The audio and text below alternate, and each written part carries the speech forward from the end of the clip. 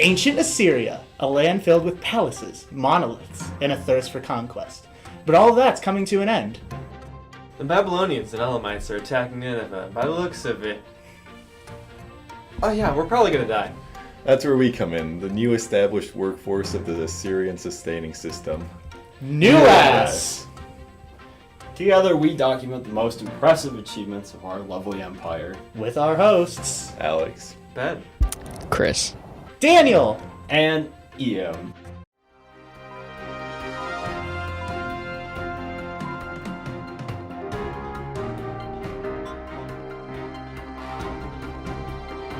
This is the NEWASS NEWSCAST. How's it looking out there, Ben? Painful. Oh, any signs of victory? Does it look like it? Well, I'm sure you all at home are wondering how we got here. But before we talk about that, we should probably start the beginning of Assyria. Well, the Empire of Assyria actually started as the city of Ashur, which was a civilization in Mesopotamia. And this city was also named after the god Ashur, who was known as the god of war. That city was able to unite all the surrounding Semitic people, and they called their new established land the land of Ashur, or Assyria. That actually makes us one of the first empires ever created. And that about covers all the basics of our civilization. Oh, hey, hold on. I'm getting a call from our reporter. Chris, he's out there on the scene of the conflict. Let's get to him now. Admittedly, things aren't looking great out here. As you can see, the combatants are using iron weapons that are clearly quite effective. Gonna need some cleansing after that one. To make matters even worse, it isn't even a fair fight. Babylonians and the Medes are teaming up to destroy the capital of Nineveh. Usually, we have an amazing military, but as of now, they're really taking a beating. That's kind of all I have to offer you now, but I hope I'll be back to you soon to give you an update. Until then, I'll throw it back to the guys in the studio. I'll be doing a wartime forecast later, so stay tuned. Thanks for the update. Hey, what you reading there? Oh, just some legal stuff. You know how it goes. You get in one chariot hit and run accident and the documents start piling up. Yeah. No, I mean, but what are you holding? Oh, right. Yeah. This is a cuneiform tablet. Looks like someone hasn't been to the Nineveh Library recently. Not that they let anyone in there, but in the case of this tablet, I got a scribe to get the information down, put into a form, that I couldn't lose. Anyways, well, these tablets are kind of used for a lot of legal stuff. Keeping track of court cases, trading, all that kind of stuff. And they're made out of really durable material, if you want to feel that. Yeah, wow. So it's really nice material that I think is going to last hundreds of thousands of years. So if anyone finds this in the future at any point, if they understand the Aramaic language, they're going to be able to translate that really easily. So yeah, so I'm going to be going through these quite a bit. Look what I got!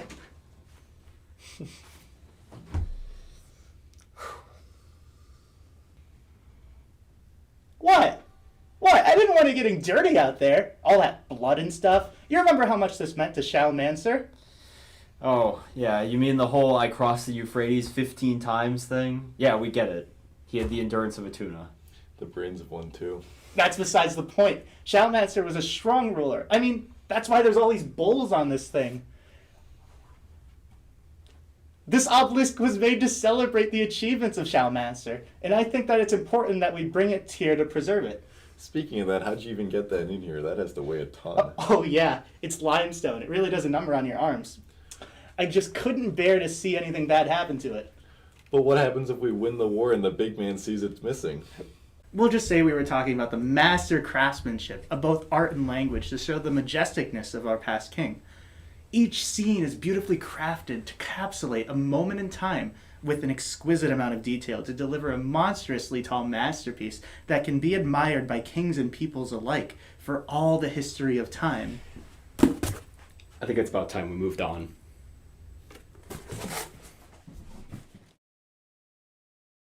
Assyria has had many strong leaders over the years. Our kings have been the messengers of the gods for all our existence, so they really must have done something really messed up to wipe out our entire nation. As for now, we can all hope and pray that our king can lead us to victory. Yeah, the kings are also the high priests, but I guess that makes sense since they're our ultimate authority. But the king also has the power to appoint anyone he wants to power, and often has them rule over set areas of his kingdom. Birthright doesn't even have an effect over the king. Do you think that the king having this much power got our empire this big? Well, I wouldn't be surprised. All of these people working under one unified power can really do a lot. Yeah. How can you guys talk about divine power without mentioning Lamasu? The Assyrians are extremely proud of their massive stone celestial beings that guard many of their structures. These beasts started off guarding common households, but later became figures that were seen outside of massive palaces.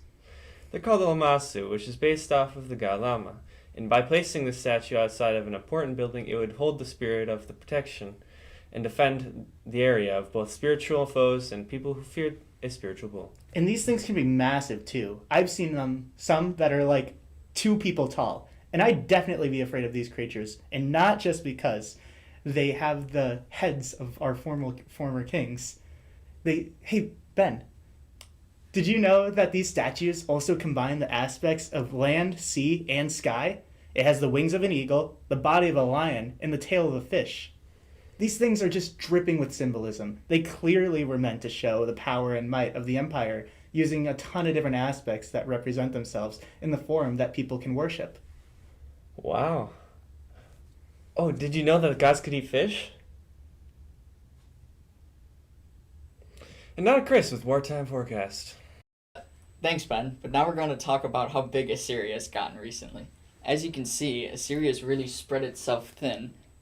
You can see some conquests coming down from the north into parts of Africa, meaning that the Assyrians were attempting to enter parts of Babylon.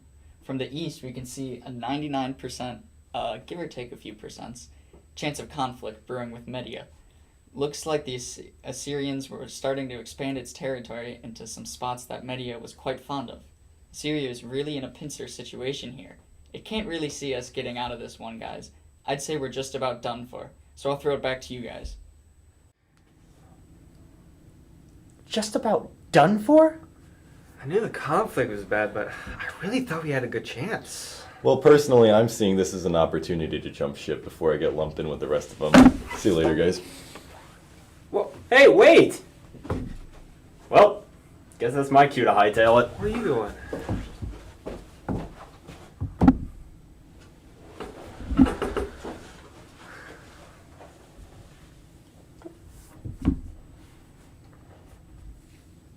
Well, this has been the NEWASS NEWSCAST. Until next time, I'm keeping the Obelisk.